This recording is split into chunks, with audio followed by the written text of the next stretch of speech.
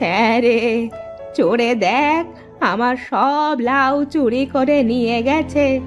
কি আর করবে গো বুড়িমা, তোমার বাড়িতে যে একটা পুরুষ মানুষ নেই যে তোমার এই সংসার দেখে রাখবে। হ্যাঁ রে, আর যদি একটা ছেলে থাকতো।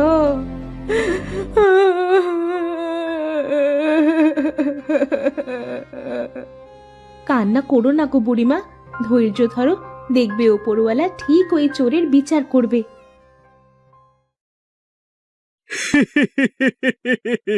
বিচার করবে আমাদের? তুইও যা বলিস না হারুন। পরাণ, শোন, আমাদের ভালো হয়ে যাওয়া দরকার। এইভাবে চুরি করে আর কতদিন চলবে বল?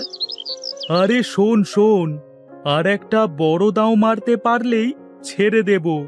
এই চল এখন বাড়ির দিকে যাই।